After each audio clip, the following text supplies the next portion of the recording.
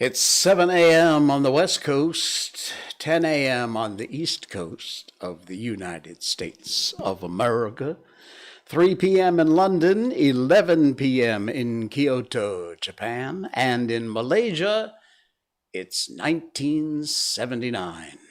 I'm Jay Sheldon, and I'm, as usual, not wearing pants. Howdy, hi, hello, welcome in. Sarge, very excited for the next episode. Well, I'm glad you made it. Thank you very much for showing up. Appreciate it. Yeah, we're here. We're live across Facebook Live, Facebook Watch Live, YouTube, of course, our YouTube channel over there. Jay Sheldon is where you'll find us on YouTube. Please subscribe. Also, twitch.tv, Jay Sheldon No Pants, which is also where you will find Miko merch, our there we go, our I'm Not Wearing Pants logo, and the amazing Miko. You can pick up a t-shirt or a cup or stickers or mouse pads, whatever. You'll find it there. Yeah, and hello to our podcast listeners, wherever you may be checking us out on the audio portion only of the show, across Apple Podcasts, Spotify, Amazon Music, Google Podcast, Radio Public, Stitcher, TuneIn Podcast, Pocket Cast, Radio.com, GeoSab in India, and tons of places. Thank you so much. If you are interested in watching the video portion of our show, because a lot of what we do is kind of visual, I try and describe it as best I can, because I know we got tons of listeners to the podcast. But you can go to rumble.com/JSheldonNoPants, and you'll see all the episodes there. You can watch all of them, including this one, which is usually up about an hour after we end the live stream. You can check it out, rumble.com/JSheldonNoPants, and please subscribe over there. It's all totally free. And of course, you can join us Monday, Wednesdays, and Saturdays live, 10 p.m. Malaysia time, wherever that may be on your part of the planet. Yeah, so it's if you want to support the show, you can do that at patreon.com. Just look for Jay Sheldon, JAYSHELDON. You'll see it. There it is. How convenient. Nice timing. Patreon.com/Jay Sheldon. And you can go over there to support the show. Okay, enough plugging support things for me. And thank you, tip of the hat to all the folks who have joined up, and appreciate that. All right, it is time.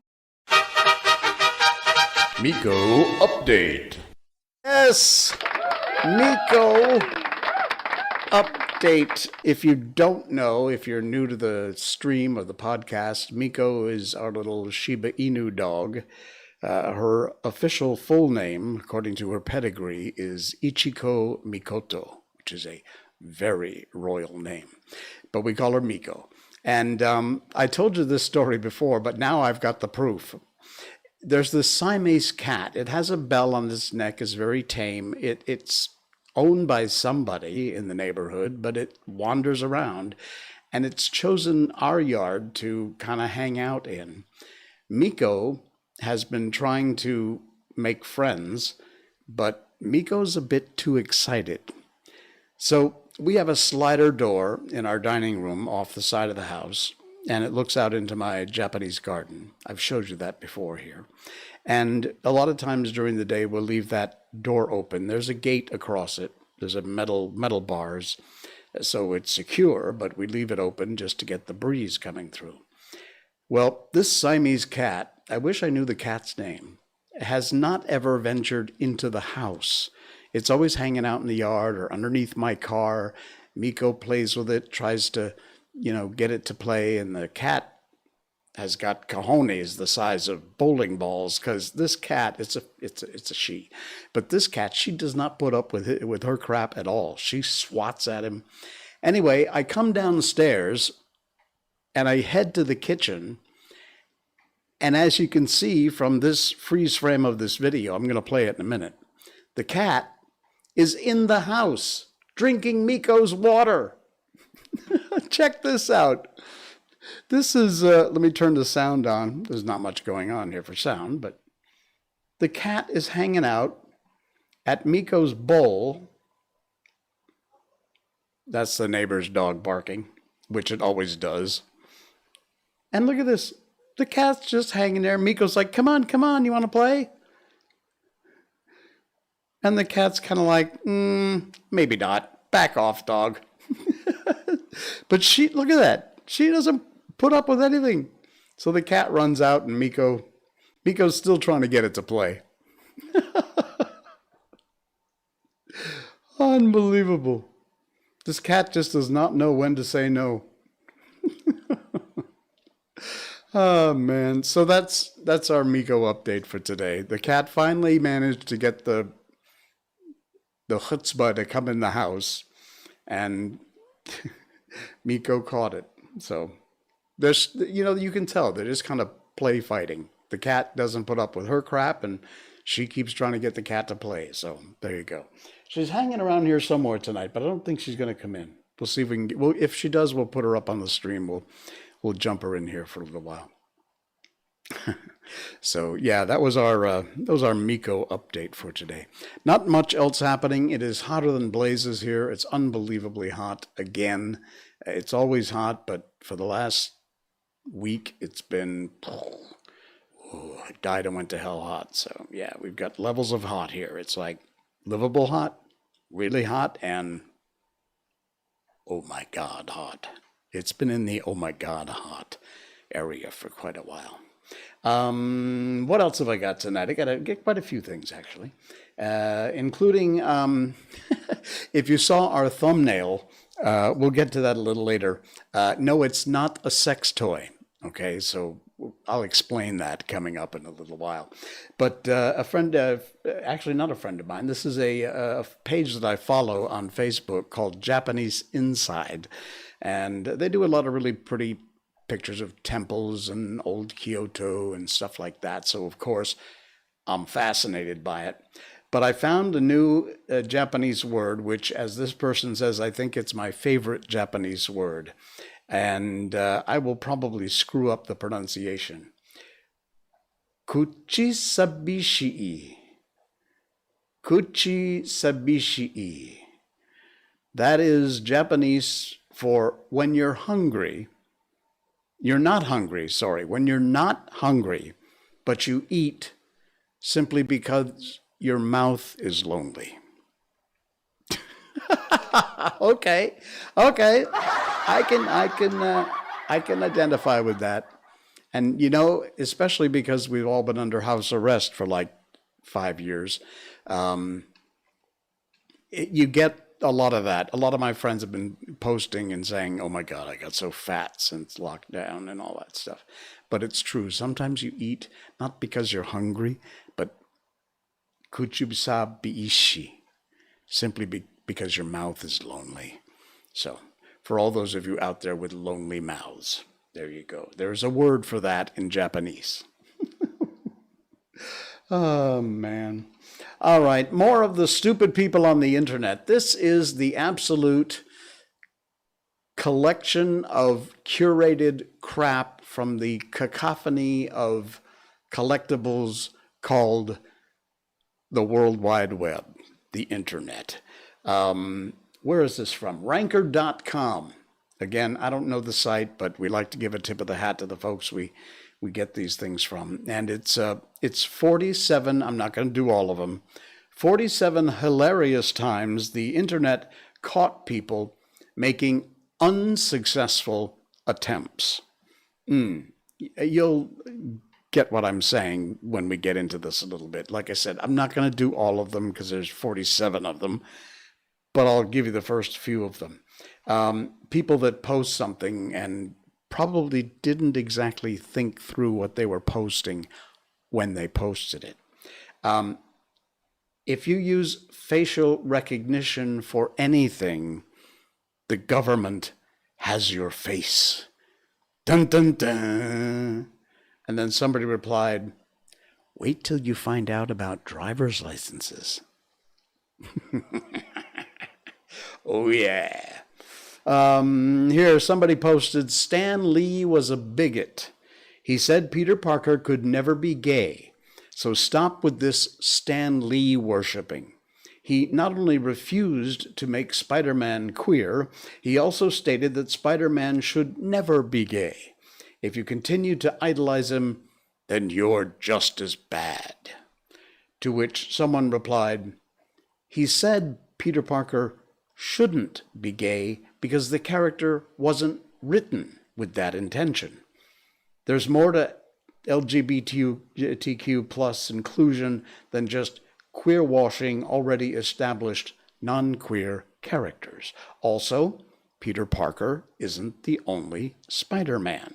Stan Lee created X-Men to show how we shouldn't discriminate or be afraid of people just because they're different. That's who you're trying to paint as a bigot. So sit your dumb ass down. Yes, thank you. Yeah, I love these. I see them all the time, and I have to believe that it's not clickbait necessarily, but the more you get people to, on Facebook, the algorithms work specific ways, including sharing. If you share, for example, our live stream right now, if you click that share button and share it to your page, the algorithms will pump me up in their feed.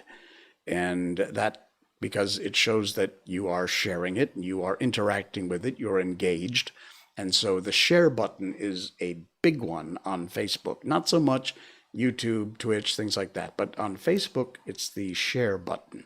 Like, subscribe, all those are important, but the share one is the one that goes ming, ming, ming, ming, sets the meter off.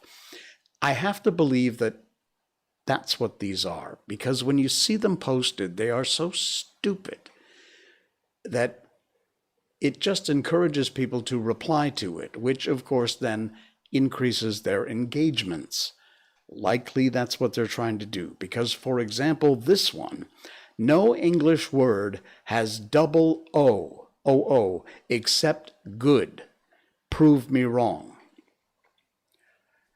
Somebody answered, book. Try reading one. Yes. Yes. Burn. Oh, man. Yeah, I love this one. This one gets me every time.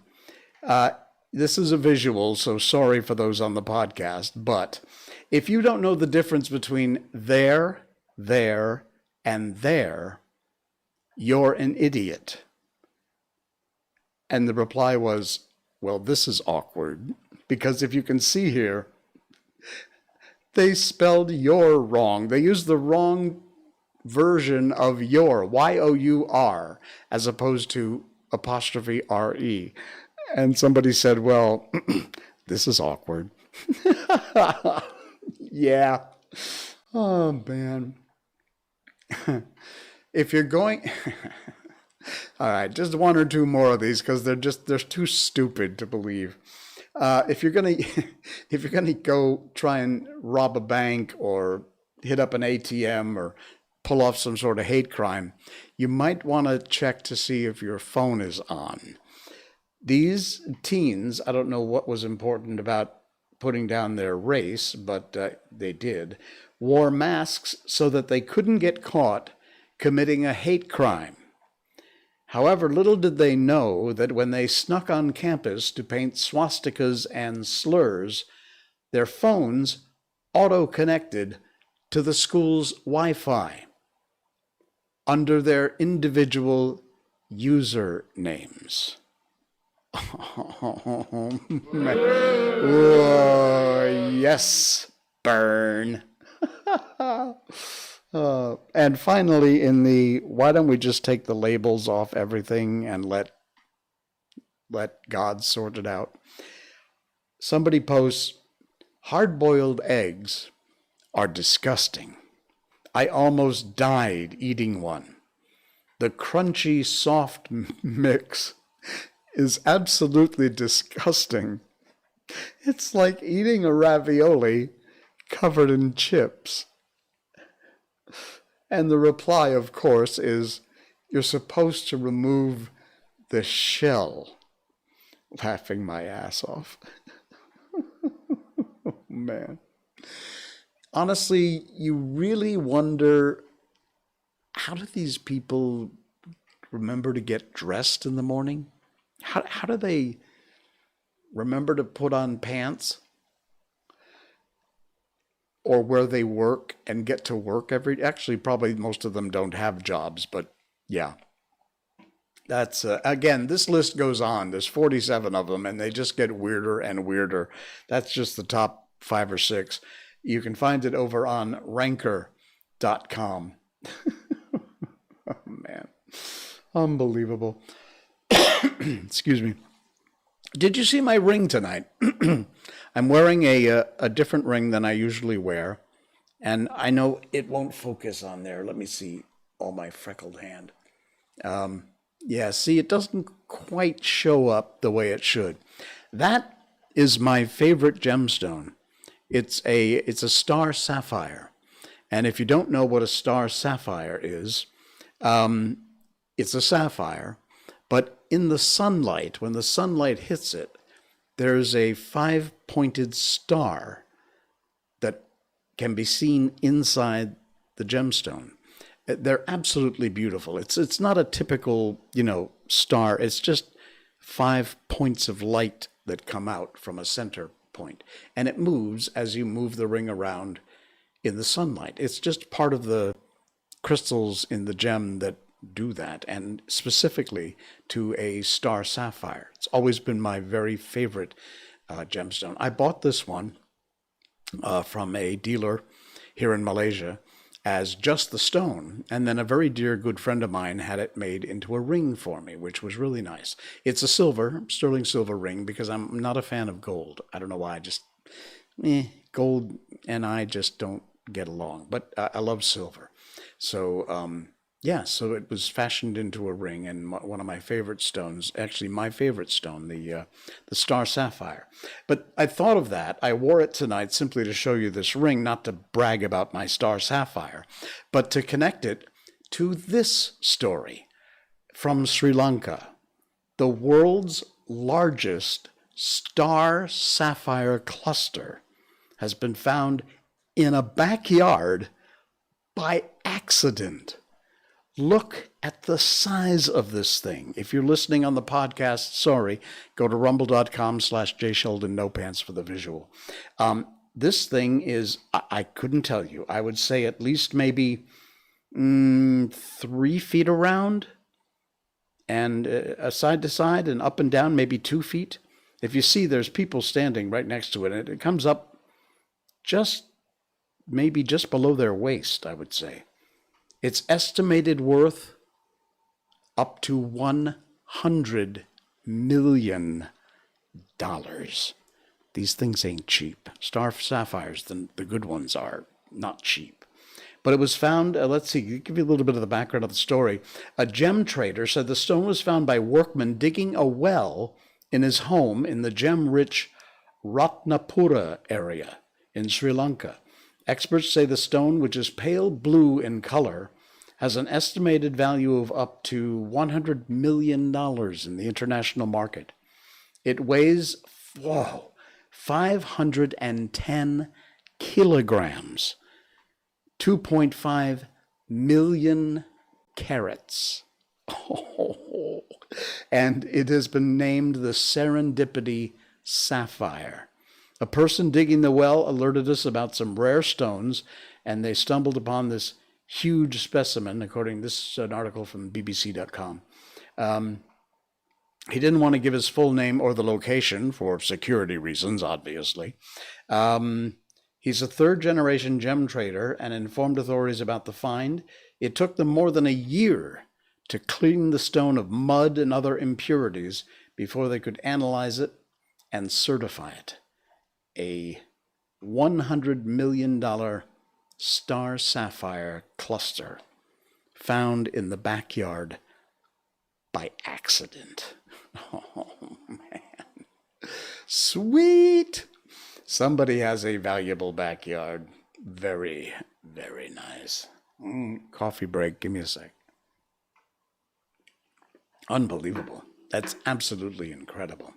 Wow. Frightening. Okay, on to some inspiration, because we always like doing a little inspiration. And then up next after this, it's not a sex toy. So get your mind out of the gutter. All right? Stand by. We'll do that in a minute. But we find these things that are very inspirational on the net, and I love sharing them because, well, just because sometimes you need kind of a words of encouragement. And I love this one. It is from Sherry Eckert, from a site called A New Way of Thinking over on Facebook. You go give them a like. Hats tip to them. It says, someday you will die and leave this earth behind. But on all the other days, you won't. So live them. Live them like the priceless gift that they are. Live each new day with eyes wide open. See the beauty. Focus on the good. Feel the sun, the snow, the wind, the rain, and elements of your planet on your skin. Walk your feet upon Earth's ground. Stargaze. Climb trees. Go for drives. Look at other people's homes and say to yourself, there are people living their lives in there. Be aware that every person in humanity is going through their own thing. Be thankful. See your blessings, not only your problems. Life is too precious to live any other way. Nice. We love these things. We absolutely love these things. And I hope you enjoy my sharing them with you. That is A New Way of Thinking's page over on Facebook. You can go give them a hi ho. All right. I mentioned this before. We did a segment of one of our past shows. In fact, now you can find it on Facebook Watch. We have a new page over there called I'm Not Wearing Pants, Shorts. And it's just the little segments that we do like we're doing now, only they're all cut up into their own little piece. So they're a minute, 2 minutes, 4 minutes, 3 minutes. You can just watch them piece at a time, find one you like, click. And be sure you subscribe to that feed and you'll be notified because we've got lots more of them coming. Every show generates some new ones. Right now we're playing catch up. I'm through about show 45 or so. And this is what, show 93? Yeah, I got a lot of work to do. But anyway, we did a segment on lawn jarts, J-A-R-T-S, which were these giant darts with a metal spike on the end that used to toss at each other and try and get in a circle. Anyway, enough about that. You want to know about jarts, go find the jarts episode. But that made me think about something called clackers. Clackers were the 70s, just like jarts. Back in the days when we used to play games that would kill you. These things were like pet rocks. They were so popular. Everybody, including this guy, used to have a set of clackers. And if you don't know what clackers are, I found a video for you. This is clackers.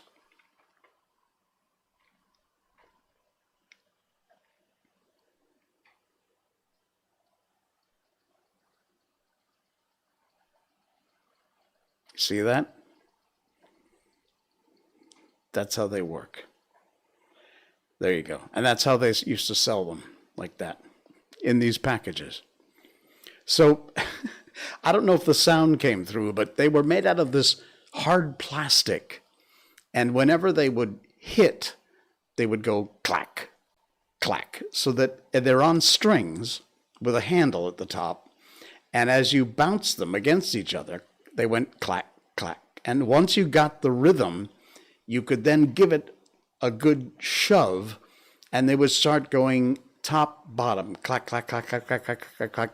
And in fact, here's one here, the Clacker World Speed Record, because people could really go nuts with this thing. All right, check this out. The sound is not going to come through, but this apparently is a speed record clacker. So see they get going, and boom, boom, there you go. Oh man, Can you hear that? Probably not. Whoa! I wish you could hear that sound. That is absolutely incredible. Wow. All right, so here's the deal. What happened was, because they're made out of, I assume, some kind of polyurethane, or they looked like it. They weren't plastic per se. Maybe that's what polyurethane is, but they were this hardened, almost clear, I don't know what the word is. I'm going to keep with polyurethane, but I don't know. And that's why they made that clack sound, because they were so hard. Well, what happened was, when you really got going, like this guy just did, I just showed you, sometimes they would break. And at that speed, and at that kind of violent impact, they would explode. I mean, pieces of these clackers, little clacker balls, would go everywhere. Get in people's face, embed themselves in people's forehead, get it in your eyes. It's like people that wound up with jarts in their chest, you know, the giant metal spikes. People wound up with clacker pieces embedded in themselves. So it only took maybe 2 or 3 of that incident happening, and all of a sudden, no more clackers. So they were taken off the market, but man, they were fun. That was a blast. I used to absolutely love clackers. That was so much fun. Oh man, the things we used to do back in the 70s.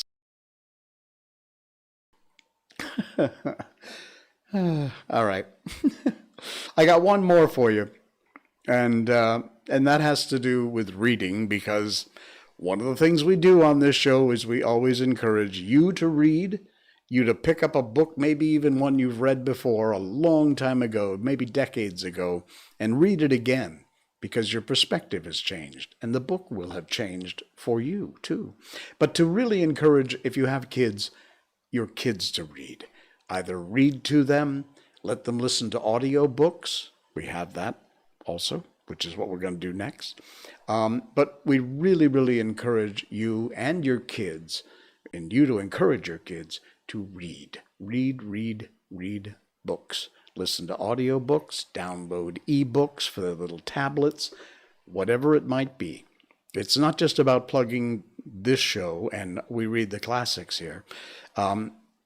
In whatever form it is so important for their development, for their brains to grow and to learn.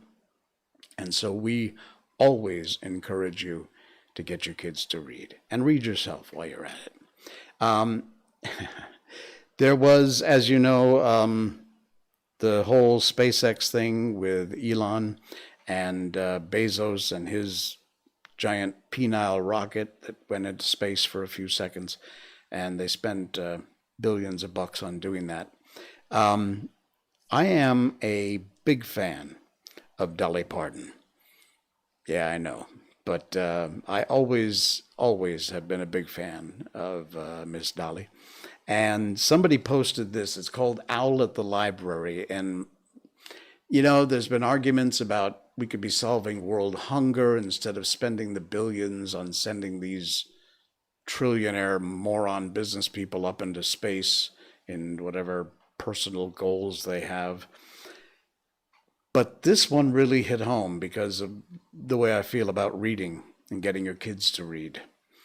Dolly Parton did not spend her millions on vanity space travel. She spent it putting 150 million books in the hands of children. And honestly, more people should be like Dolly. And you are exactly right. Instead of spending your billions on putting your rich butt into space for a few seconds, imagine what you could have done. Imagine what Dolly Parton did do by spending her millions on putting 150 million books into the hands of children. Dolly has always been heavily involved in reading. If I'm not mistaken, she has her own publishing company. So, yeah, she does remarkable work with getting kids to read. So, hats off and a hat tip to Dolly Parton, and not a bad way to look at it.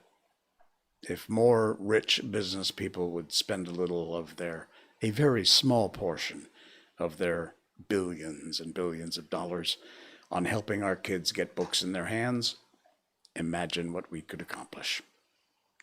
All right, it is time to switch over to our front cam here and turn on our little picture of the front cover of a book.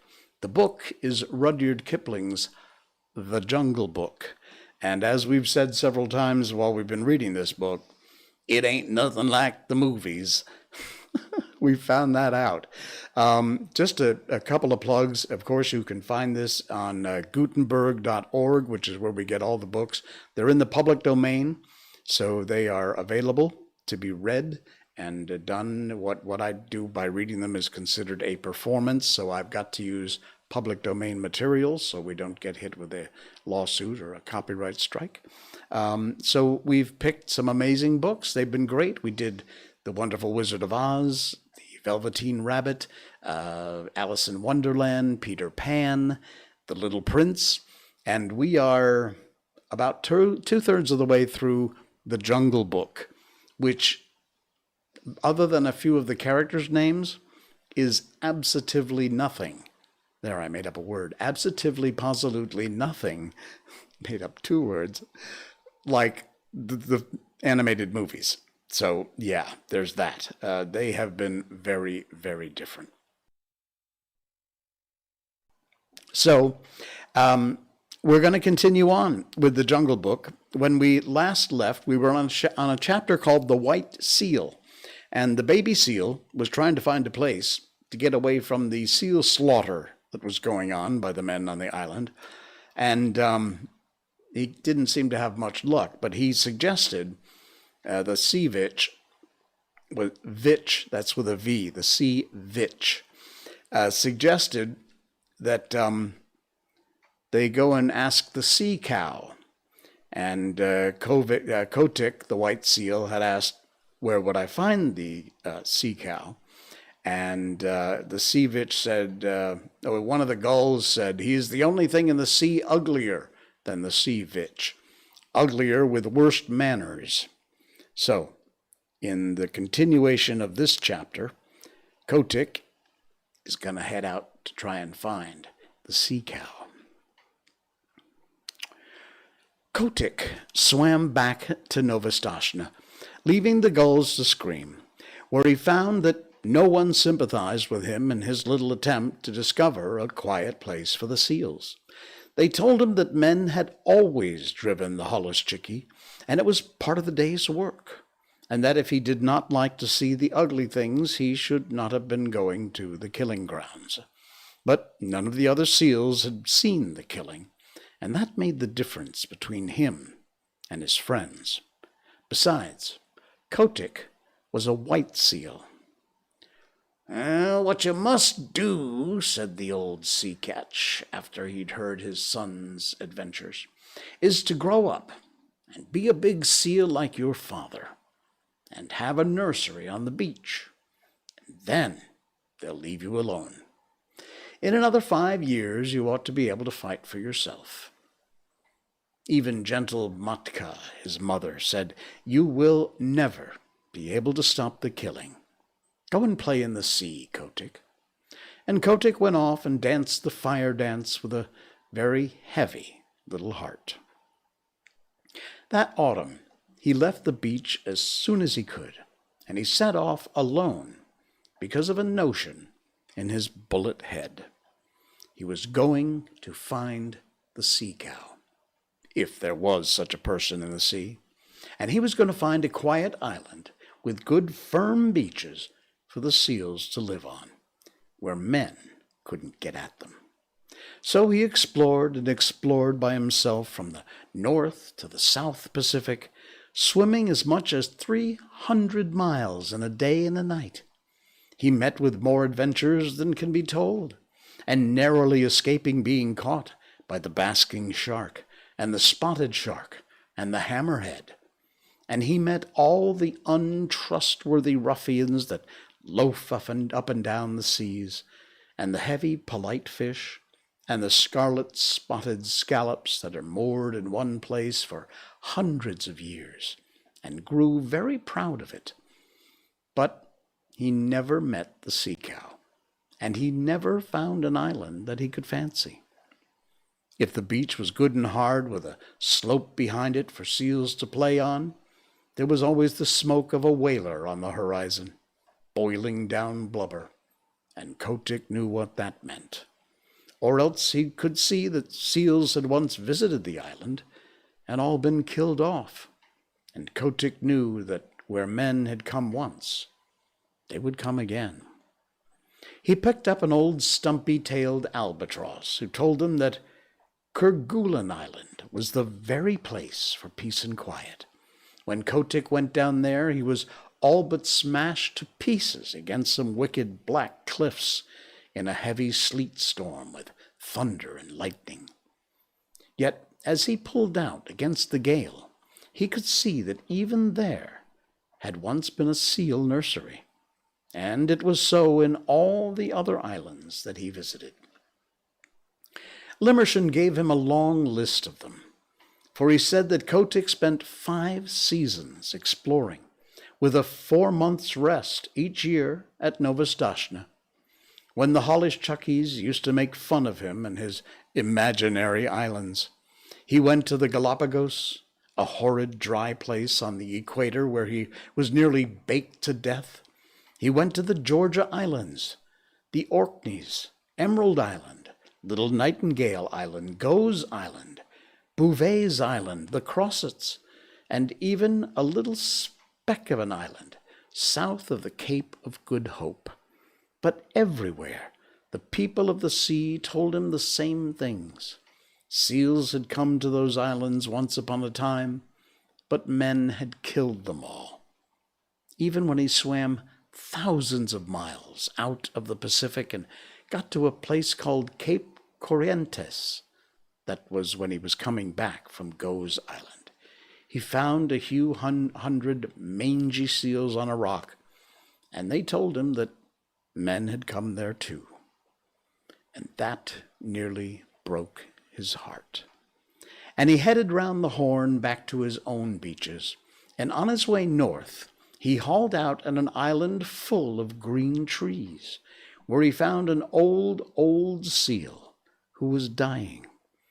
And Kotick caught fish for him and told him all his sorrows. "Now," said Kotick, "I'm going back to Novastashna, and if I'm driven to the killing pens with the Holishchuki, I shall not care." The old seal said, "Try once more. I am the last of the lost rookery of Masafuera, and in the days when men killed us by the hundreds of thousands, there was a story on the beaches that someday a white seal would come out of the north and lead the seal people to a quiet place. I am old, and I shall never live to see that day, but others will. Try once more." And Kotick curled up his mustache, it was a beauty, and said, "I'm the only white seal that's ever been born on the beaches, and I am the only seal, black or white, who ever thought of looking for new islands." This cheered him up immensely, and when he came back to Novastashna that summer, Matka, his mother, begged him to marry and settle down, for he was no longer a Holishchik, but a full-grown sea catch, with a curly white mane on his shoulders, as heavy, as big, and as fierce as his father. "Give me another season," he said. "Remember, Mother, it's always the 7th wave that goes the furthest up the beach." Curiously enough, there was another seal that thought she would put off marrying until the next year. And Kotick danced the fire dance with her all down Lukannon Beach the night before he set off on his last exploration. This time he went westward, because he'd fallen on the trail of a great shoal of halibut, and he needed at least 100 pounds of fish a day to keep him in good condition. He chased them till he was tired, and then he curled himself up and went to sleep on the hollows of the ground swell that sets into Copper Island. He knew the coast perfectly well, so about midnight, when he felt himself gently bump on a weed bed, he said, "Tide's running strong tonight," and turning over underwater opened his eyes, slowly, and stretched. And then he jumped like a cat, for he saw huge things nosing about in the shoal water and browsing on the heavy fringes of the weeds. "By the great combers of Magellan," he said beneath his mustache, "who in the deep sea are these people?" They were like no walrus, sea lion, seal, whale, shark, fish, squid, scallop that Kotick had ever seen before. They were between 20 and 30 feet long, and had no hind flippers, but a shovel-like tail that looked as if it had been whittled out of wet leather. Their heads were the most foolish-looking things you ever saw, and they balanced on the ends of their tails in deep water when they weren't grazing, bowing solemnly to each other and waving their front flippers as a fat man waves his arms. "Ahem," said Kotick. "Good sport, gentlemen." The big things answered by bowing and waving their flippers like frog footmen. When they began feeding again, Kotick saw that their upper lip was split in 2 pieces, that they could twitch apart about a foot and bring together again with a whole bushel of seaweed between the splits. They tucked the stuff into their mouths and chomped solemnly. "Messy style of feeding that," said Kotick. They bowed again, and Kotick began to lose his temper. "Very good," he said. "If you do happen to have an extra joint in your front flippers, you needn't show it off so. I see you bow gracefully, but I should like to know your names." The split lips moved and twitched, and the glassy green eyes stared, but they did not speak. "Well," said Kotick, "you are the only people I've ever met uglier than Sea-Vitch, and with worse manners." Then he remembered in a flash what the burgomaster Skull had screamed to him when he was a little yearling at Walrus Islet, and he tumbled backward in the water, for he knew he had found the sea-cow at last. The sea-cows went on schlooping and grazing and chomping on the weed, and Kotick asked them questions in every language he'd picked up on his travels, and the sea people talk nearly as many languages as human beings. But the sea-cows did not answer, because sea-cows cannot talk. He has only 6 bones in his neck where he ought to have 7, and they say under the sea that prevents him from speaking, even to his companions. But, as you know, he has an extra joint in his foreflippers, and by waving it up and down and about, he makes what answers to a short, clumsy telegraphic code.